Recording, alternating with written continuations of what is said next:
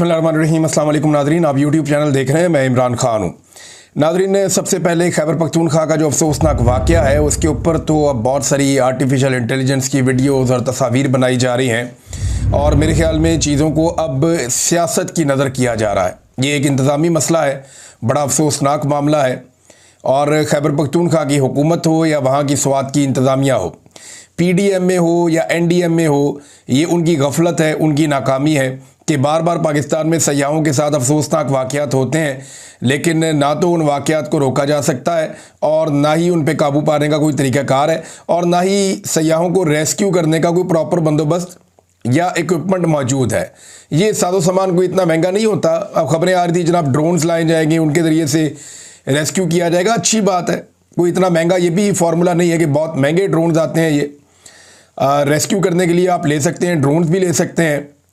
इनके अलावा आप ऐसी कश्तियाँ ले सकते हैं, आप इस तरह की रस्सियाँ ले सकते हैं, आप लाइफ जैकेट्स जो हैं वो अच्छी वाली ले सकते हैं। कुछ पानी के अंदर जाने के लिए कुछ साजो सामान होता है वो इस्तेमाल कर सकते हैं। तो आपको ट्रेनिंग देनी पड़ेगी अपने वर्कर्स को और उन्हें तैयार करना पड़ेगा और आमादा करना पड़ेगा कि जब भी कोई मुश्किल में हो तो उसकी मदद करनी है। अब पंजाब हुकूमत हो या वफाकी हुकूमत हो, उन्होंने इसको एक अपॉर्चुनिटी के तौर पे लिया और उनके जो हवारी हैं उन्होंने भी इसको ऐसे ही लिया। देखिए, पाकिस्तान तहरीक इंसाफ एक ऐसी जमात है कि वो उनके जो सोशल मीडिया के कारकुन हैं वो हर गलत चीज़ के सामने खड़े हो जाते हैं। इसके ऊपर तनकीद का जो आगाज़ है वो पाकिस्तान तहरीक इंसाफ के अपने सोशल मीडिया ने, उनके अपने कारकुनान ने किया था कि ये गलत हो गया और इसके लिए जवाबदेही होनी चाहिए जो लोग इसके लिए ज़िम्मेदार हैं। लेकिन उसके बाद हमने देखा कि PMLN ने और पीपल्स पार्टी ने और बाकी जमातों ने और उनके जो टाउट्स हैं उन्होंने ये फैसला किया कि इसे इस्तेमाल किया जाएगा अली अमीन गंडापुर के खैबर पख्तूनख्वा की हुकूमत के ख़िलाफ़। और वो ज़मीन आसमान के कलाबे मिला रहे हैं। वो कह रहे हैं जी खैबर पख्तूनख्वा कोई जाए ही ना सेहत के लिए। लोग ऐसी बातें भी कर रहे हैं। भाई क्यों ना जाएं? खैबर पख्तूनख्वा सेहत के लिए बिल्कुल जाना चाहिए। ये वाक़यात इंतज़ामिया की गफलत है, इंतज़ामिया को दुरुस्त करने की ज़रूरत है, सयाहत को रोकने की ज़रूरत नहीं है। वहाँ जो लोग प्राइवेट बिज़नेस कर रहे हैं, चाहे वो होटल मालिकान हैं, चाहे वो खाना पकाने वाले हैं, खाना खिलाने वाले हैं, चाहे वो ट्रांसपोर्टर्स हैं, वो तो बड़े वेलकमिंग हैं और वो आने वाले सयाहों का बहुत ख्याल भी रखते हैं। मेरे ख्याल में ये नफ़रत फैलाने का वक्त नहीं था, लेकिन हर चीज़ को अपनी सियासत के लिए इस्तेमाल किया जाता है। वहीं एक सवाल ये उठाया जाता है, शाहिद अफरीदी को भी शायद इसीलिए ये ट्वीट याद आ गया या उन्हें कह दिया गया कि इस पर आपको ट्वीट करना होगा और ये मौका आपको मिल गया नीचे दिखाने का इन्हें। हालांकि शाहिद अफरीदी साहब बहुत सारे इंतज़ामी मामलात पे खामोश रहते हैं और इसी बुनियाद के ऊपर उन पर तनकीद हो रही है कि जनाब फ़लाँ फ़लाँ इवेंट पे आप नहीं बोले, अब आप बोल रहे हैं।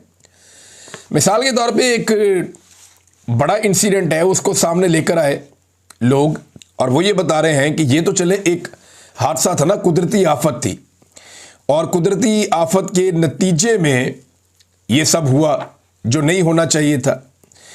लेकिन अगर आप दूसरी जानिब ये देखें कि पंजाब के अंदर पाकपतन में एक अस्पताल है, वहाँ पे 20 के करीब बच्चे गुज़िश्ता चंद दिनों में जान की बाजी हार गए हैं और जो खबर है उसके मुताबिक 6 दिनों के अंदर जाँ बहक होने वाले 20 बच्चों में से 11 नौमौलूद थे।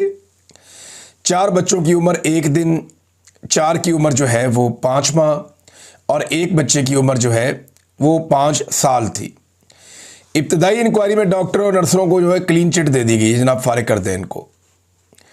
और ये भी कहा जा रहा है कि अमवात के रिकॉर्ड के अंदराज में गफलत बरती गई है और बहुत सारी अजीब अजीब बातें कर दी गई हैं।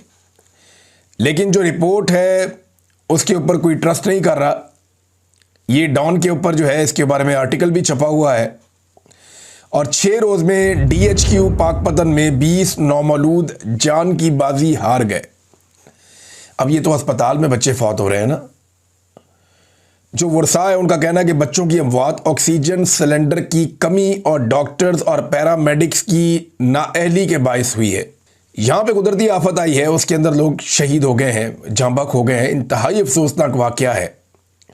लेकिन सेम टाइम में एक अस्पताल के अंदर, दरिया में नहीं, अस्पताल के अंदर नालायकी, नकम्मेपन और गफलत की वजह से 20 बच्चे जाँ बहक हो गए।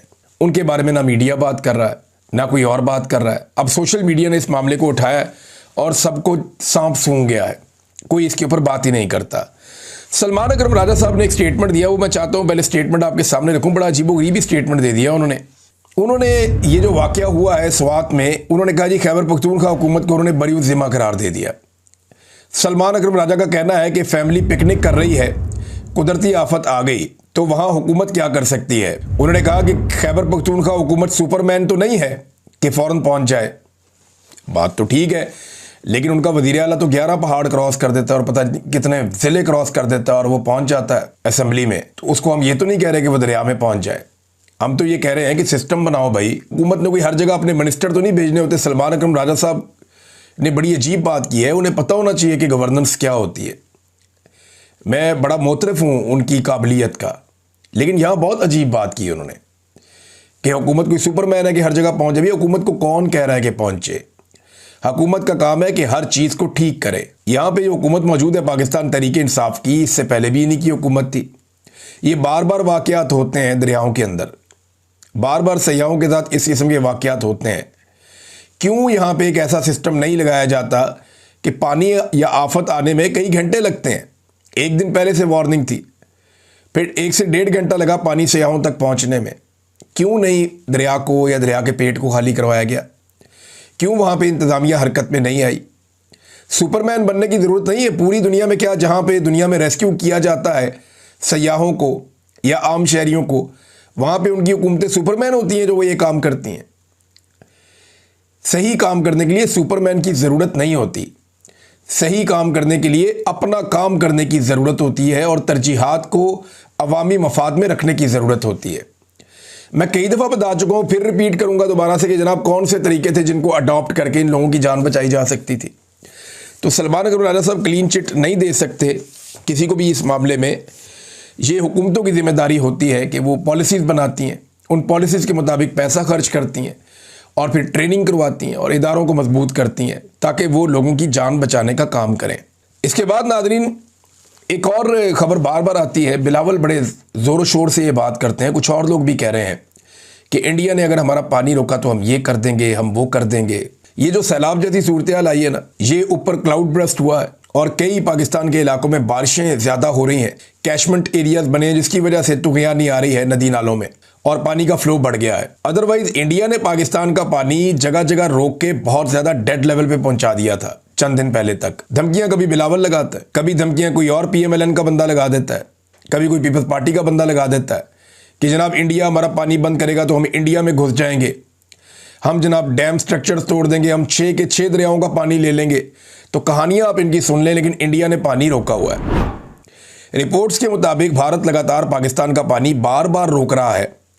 पाकिस्तानी दरियाओं पर भारत ने हाइड्रो पावर प्रोजेक्ट्स कुछ बना लिए हैं और कुछ पर अभी तक काम जारी है। पाकिस्तान की जिम्मेदारी है या पाकिस्तान की फोर्सेस की कि जो पाकिस्तान के हिस्से का पानी है उसके ऊपर गैर कानूनी तामीरात भारत ना करे। जब कभी भारत गैर कानूनी तामीरात करे तो उसको ताकत के बलबूते पे रोका जाए, आलमी सतह पे गंदा करके रोका जाए। जैसे भी रोका जाए वो स्ट्रक्चर्स बनने से पहले रुकने चाहिए। लेकिन कुछ स्ट्रक्चर्स भारत बना चुका है और कुछ के ऊपर इस वक्त काम चल रहा है, तो इनका ज़बानी जमा खर्च जारी है। ये बड़के छड़के मार देते हैं, लेकिन इसके बावजूद अमली तौर पे कुछ नहीं किया। भारत का जंगी जुनून नाज़रीन ख़त्म नहीं हुआ। अभी थोड़े दिन पहले उन्होंने स्टेटमेंट दिया था कि ऑपरेशन सिंदूर जो है वो अभी अपने इख्तिताम पे नहीं पहुंचा, बल्कि उसका नेक्स्ट फेज़ जल्द होगा। ये भारत के अंदर लोगों ने दावा किया। और अब जो इतला आ रही है वो ये है कि भारत ने S-400 की जो ख़रीदारी का अमल है उसे बहुत तेज़ कर दिया है, क्योंकि ये वो सिस्टम है जो अगर पाकिस्तान भारत पे किसी वक्त एक फ़िज़ाई हमला करता है या पाकिस्तान भारत के ऊपर किसी किस्म का कोई मिसाइल दागता है तो उसमें S-400 जो है वो एक एफिशिएंट सिस्टम है एयर डिफेंस का। यानी दुनिया के अंदर अगर आप टॉप 3 सिस्टम लें तो उनमें ये S-400 है, जिसे दुनिया मानती है कि दुनिया का बेहतरीन एयर डिफेंस सिस्टम है। तो ये रशिया का बना हुआ है। भारत ने इसकी ख़रीदारी बहुत तेज़ कर दी है। ऐसा लगता है कि भारत पंगा ज़रूर लेगा। वो हथियारों की एक दौड़ में लग गया है दोबारा से, जैसा कि 2019 में जब उन्हें मार पड़ी थी इमरान खान साहब के दौर में, तो उन्होंने फिर राफेल तैयारे लिए थे, कुछ और साजो सामान वो ले रहे थे। तो अब वो तैयारी जब उन्हें लगा कि उनकी हो गई है तो उन्होंने फिर पंगा लिया, फिर मार पड़ गई, उनकी तैयारी गिर गए। और अब भारत दोबारा बड़ी तेज़ी से तैयारी कर रहा है और उसका जंगी जुनून ख़त्म नहीं हो रहा। दूसरी तरफ पाकिस्तान के अंदरूनी खतरात बहुत बढ़ गए हैं। पाकिस्तान के अंदर एक बड़ा अफसोसनाक वाक़या पेश आया शुमाली वज़ीरिस्तान में। वहाँ सिक्योरिटी फोर्सेज के काफ़िले के ऊपर एक हमला हुआ और 13 सिक्योरिटी एहलकार इस हमले में शहीद हो गए। 14 दहशतगर्दों को मारने का दावा भी किया गया है, लेकिन ISPR के मुताबिक मीर अली में फोर्सेज के काफ़िले पर भारतीय स्पॉन्सर्ड खारजी दहशतगर्दों की जानिब से हमला किया गया, यानी ये TTP का ये गालिबन ये कहते हैं। भारत की मनसूबाबंदी और सरपरस्ती में फितनतुल खवारिज ने काफ़िले को निशाना बनाया। पाक फौज का कहना था कि गाड़ी पर सवार हमला आवर की खुद को फोर्सेज के काफ़िले के सामने धमाके से उड़ाने की कोशिश की, ताहम काफ़िले के लीडिंग ग्रुप ने भारतीय स्पॉन्सर्ड खारजी दहशतगर्द के अज़ाइम नाकाम बना दिए और एक बारूद से भरी हुई गाड़ी जो है वो गाड़ियों में से एक गाड़ी से टकरा दी गई, जिसके नतीजे में 13 सिक्योरिटी एहलकार शहीद हो गए और ज़ख्मी भी हो गए। और दहशतगर्दी के इस वाक़े में 3 आम शहरी भी ज़ख्मी हुए हैं, जिनमें 2 बच्चे और एक खातून शामिल हैं। जो लोग शहीद हुए उनके नाम भी ISPR ने जारी कर दिए। इंतहाई अफसोसनाक वाक़या है।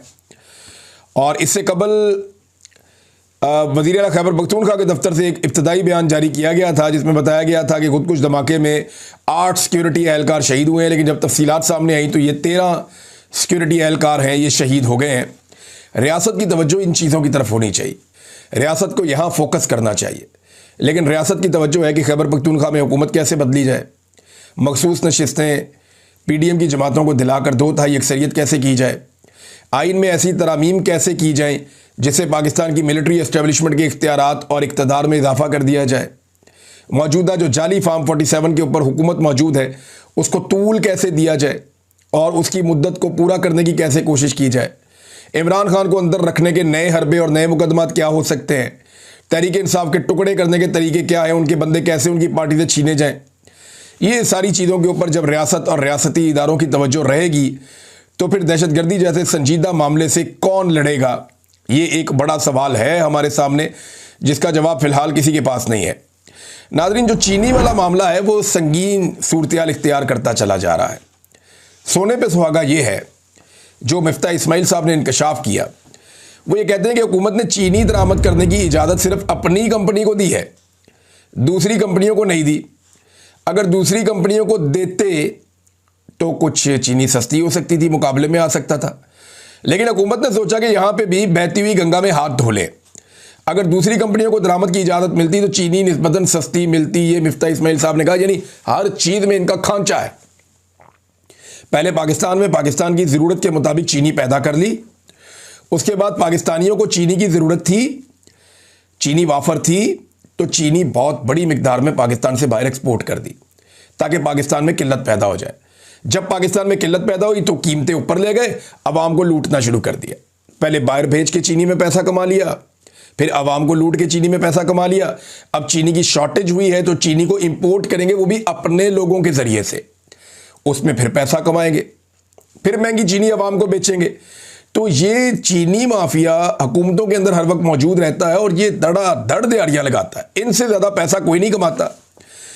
ये साल में मेरे ख्याल 2 महीने अपनी फैक्ट्री चलाते हैं और पूरा साल बैठ के ये लोग पैसे गिनते हैं। तबाही फेरी हुई है इस माफिया ने पाकिस्तान में, और इनके लिए ऐसा लगता है पूरी पार्लियामेंट जो रगमाल है वो इनके लिए काम करती है, पूरा सिस्टम इनके लिए काम करता है। तो चीनी का मामला बड़ा संगीन है। कोई भी ऐसा मुल्क होता ना जहाँ इंसाफ होता, रूल ऑफ लॉ होता, कानून होता, या कम से कम कोई ऐसा हुक्मरान होता जिसका चीनी के कारोबार से कोई ताल्लुक ना होता, जैसा कि इमरान खान है, तो इस पे इंक्वायरी करके ना तो इन सबको जेलों में भर देता और इन सबको जेलों में जाना चाहिए। आज भी अगर कोई अदालत इसके ऊपर इंक्वायरी करे तो इनका जेलों में जाना बनता है। मरियम नवाज ने एक बड़ा अजीबोगरीब स्टेटमेंट दे दिया नाज़रीन।